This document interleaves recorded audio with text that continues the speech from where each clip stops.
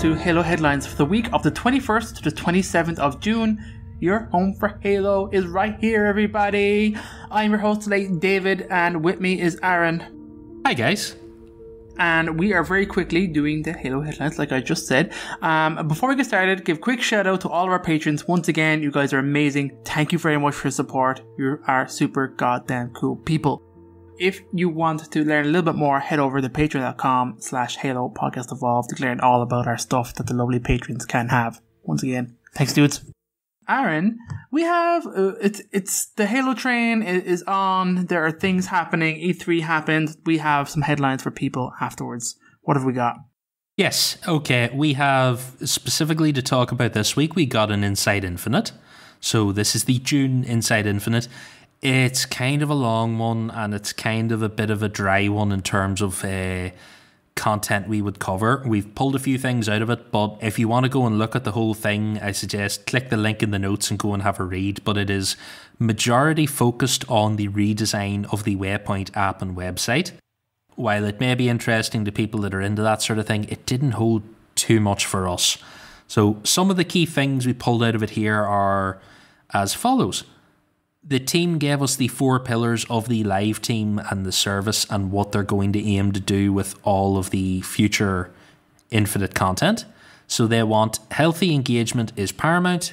We maintain a player-first focus, provide unambiguous value, always be listening, learning and experimenting. So they've pretty much said all future seasons, events, the rest of it, they want to hit those 4 corners, and if they don't, they'll either work it till it does or go back to the drawing board. Cool. They're being upfront about what they're aiming for. They've also said that the seasons will work in a quarterly model, so 1 every 3 months. Is that what Master Chief Collection's on at the minute? That sounds about right, doesn't it? There's a lot of seasons in there. I thought there's a lot more than 4. I don't know how long they've been doing it for, but I feel like it's more than that. I suppose maybe they're a little bit shorter than what this is aiming for, but I can't remember anymore. All time since COVID started is a blur. I feel like the Infinite content drops might be bigger. Like the seasons might have a lot more in them than the Master Chief ones. That's just that's what I'm getting. They've talked about more things, which leads us nicely into this next point. They've teased a new special event type called Fracture. And now they've said that the Battle Pass and the main vectors for rewards and stuff will supply canon customization options, but that the Fracture and some other events will lean more into the further afield stuff, like the samurai armor that they revealed at the end of the multiplayer trailer. Yay, cool stuff. Yep, as we theorized on the main show, it seems obvious that Doom armor and other things would need to make an appearance here. This seems like the way to do them and not have to make a canon reason why you can dress up like Doom Marine. Oh, we're getting a Doom armor. We are getting a Doom armor. Yeah, it seems like the obvious thing to give us. They also mentioned here that they will do specific giveaway days, the usual log into the game, claim your reward. Hopefully you can do that from the Waypoint app as well. They've given us a lot of details about the Waypoint redesign. If you want to go and read it all, work away. Honestly, it's a lot. A couple of things I pulled from it they are giving players the ability to manage the look and feel of their Spartans and equipment, manage their battle pass progress, and launch consumable items on the fly.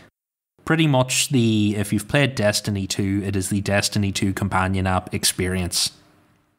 Cool.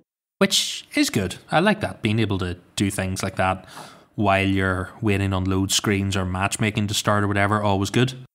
The other thing the team mentioned was Item Inspect, and they said this is interconnected across multiple features of the app, such as progression, customization, and the store.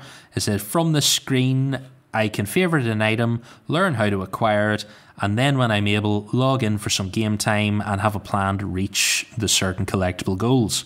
So that very much sounds like a useful feature of this helmet's really cool.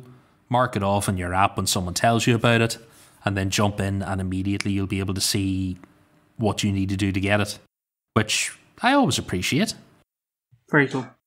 They also teased 2 things for stats. They were talking about what they were looking forward to most about the Waypoint redesign, and one of them said they were looking forward to Redacted and Redacted. The last time they did us a Redacted tease, it turned out to be suit AIs in multiplayer, so I'd be curious to see what the stats are. But that is pretty much all the key details you need from the Inside Infinite. It is much longer. It will be linked in the show notes if you want to go and read about it all, but it's not really anything I think we need to talk about here other than Destiny 2 style app, good. David, do you want to take us through this next one? Sure. So there was a cannon fodder dropped by our lovely friend Jeff called Parallel Threads. It's pretty goddamn dope. It's nice, it's short and sweet. It announces a new Halo book, hell yeah, from the lovely Kelly Gay called Halo, the Rubicon Protocol. And it is a prequel to Halo Infinite that's going to be set on on Installation 07. It's going to be a fully different cast than her originals. So that's really interesting. So we're getting new characters printed in. It's obviously going to tie into the game, but it's not coming until after launch in March of next year, which is probably a good way to do this because people complained when there was pre-Halo game Halo books. So let's do it. This is great. Thank you very much, Miss Gay. We are also getting a Mark 7 helmet called Keystone. That's in the Halo 4 in MTC. So they threw that in. That's a free helmet. It's in the exchange right now. Go check it out. And then there was a whole bunch of artwork for the helmets that are coming in in Halo Infinite. Some oldies and some goodies being thrown in there too. So that's pretty cool.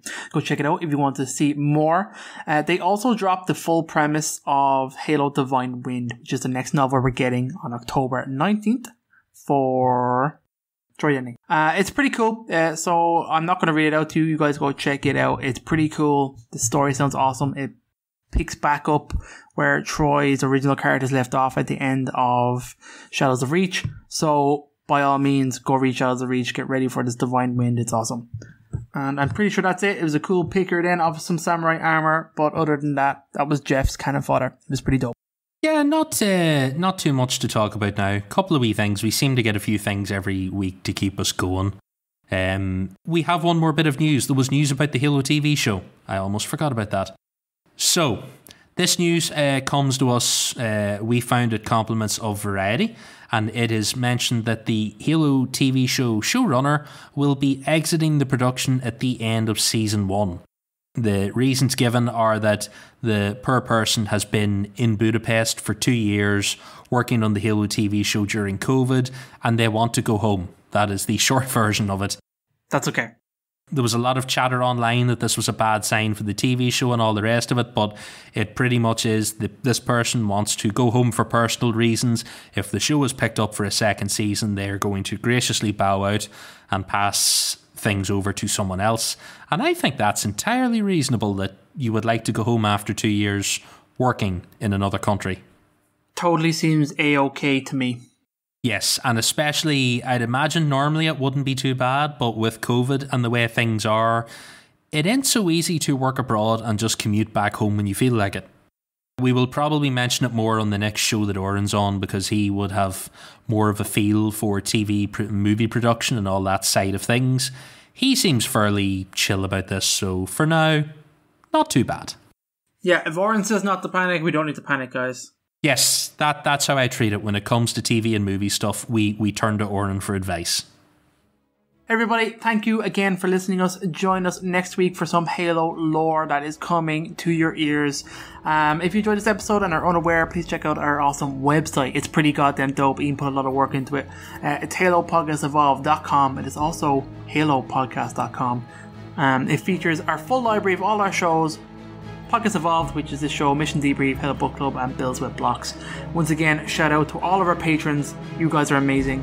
And with that, I have been your host, David, and until next time, Evolved. Evolved.